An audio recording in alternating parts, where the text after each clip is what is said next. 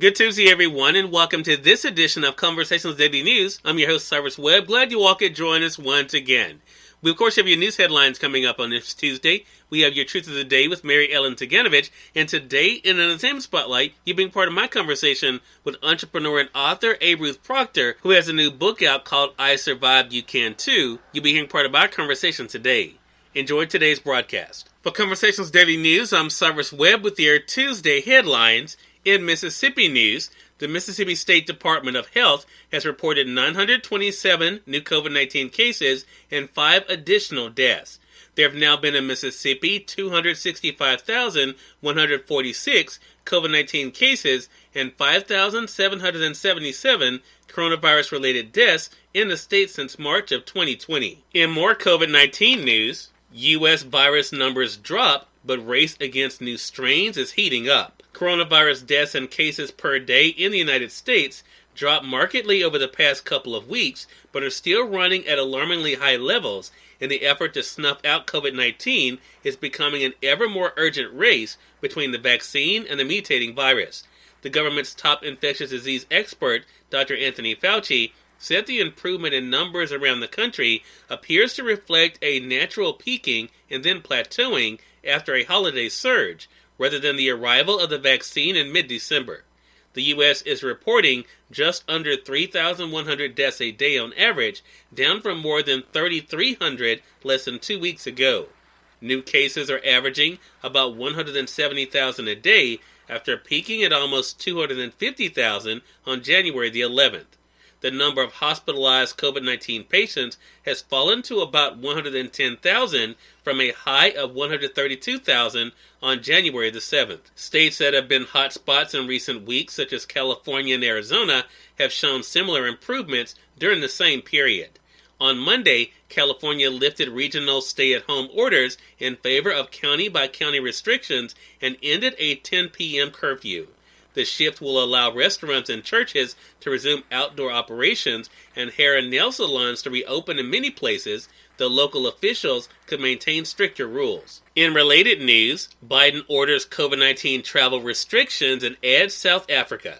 President Joe Biden on Monday reinstated COVID-19 travel restrictions on most non-U.S. travelers from Brazil, Ireland, the United Kingdom, and 26 other European countries that allowed travel across open borders. He also added South Africa to the list. The White House press secretary said South Africa was added to the restricted list because of concerns about a variant of the virus that is spread beyond that nation. In national news, Watchdog probes if DOJ officials tried to overturn the election. The Justice Department's Inspector General is launching an investigation to examine whether any former or current department officials engaged in an improper attempt to overturn the results of the 2020 presidential election. The Inspector General said on Monday that the investigation will investigate allegations concerning the conduct of former and current Justice Department officials, but will not extend to other government officials. The Justice Department Watchdog investigation follows a report in the New York Times that a former Assistant Attorney General had been discussing a plan with then-President Donald Trump to oust the acting Attorney General and try to challenge the results of the 2020 race by falsely saying there had been widespread election fraud. Senate Majority Leader Chuck Schumer demanded the Inspector General launch a probe into this attempted sedition. The Watchdog's probe is part of a growing number of efforts underway to investigate the attempts by Trump and his allies to subvert the election results. In business news, signing Buy American order, Biden pushes for urgent relief. President Joe Biden signed an executive order Monday to boost government buying from U.S. manufacturers as talks with Congress over a $1.9 trillion stimulus package that he has called essential to the nation's recovery showed a few signs of progress. The executive order is among a flurry of moves by Biden during his first full week to publicly show he's taking swift action to heal an ailing economy. Biden reiterated Monday that he believes the country is in a precarious spot and that relief is urgently needed. And finally, in entertainment news, latest honor for Sidney Poitier, a film school in his name. In 1963, Sidney Poitier made a film in Arizona, Lilies of the Field. The performance led to a huge milestone. He became the first black winner of a lead acting Oscar. Now Arizona is the site of another career milestone for the legendary actor and filmmaker. Arizona State University has named its new film school after him. The Sidney Poitier New American Film School was unveiled at a virtual ceremony on Monday. The decision to name the school after Poitier, 93, is about much more than his achievements and legacy, but because he embodies in his very person that which we strive to be, the matching of excellence and drive and passion with social purpose and social outcomes, all things that his career has really stood for, said Michael Crow, the president of the university. Cyrus Webb, Conversations Daily News. It's now time for the Truth of the Day with Mary Ellen Ciganovich. Enjoy. Hi, I'm Mary Ellen with your Truth of the Day. Foster a mindset of abundance. Choose to focus on a mindset of abundance, as this creates an attitude of prosperity. This attitude attracts more abundant circumstances and opportunities into your life.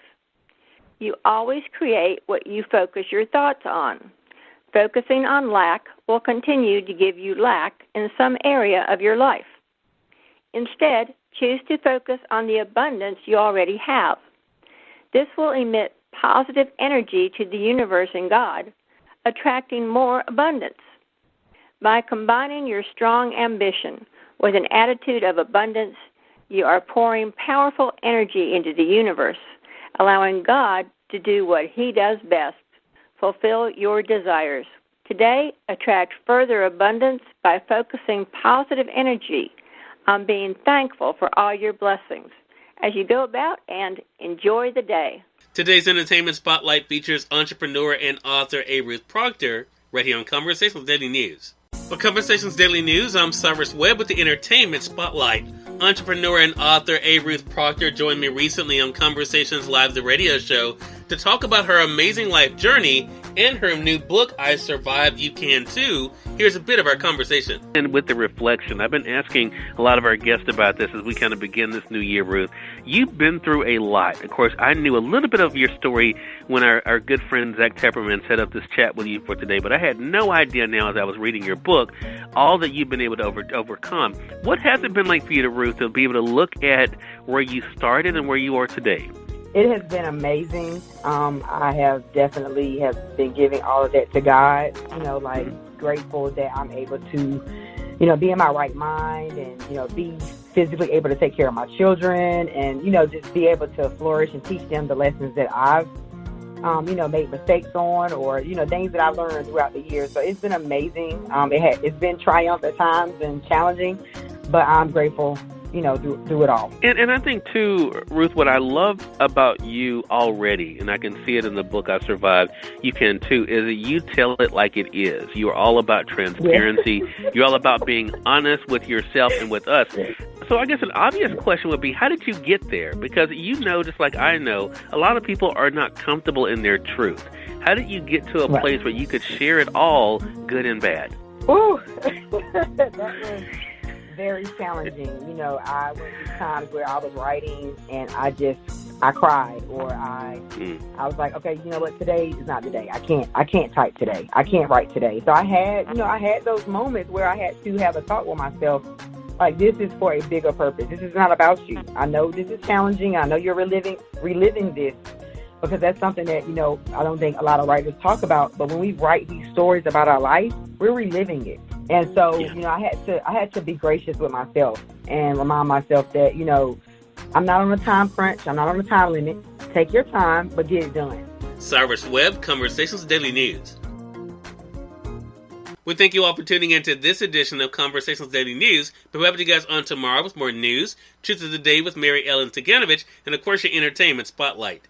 Until then, I'm your host, Cyrus Webb, saying as always, enjoy your day, enjoy your life, enjoy your world. Thank you all for choosing Conversations Daily News today. Let's make it a great one.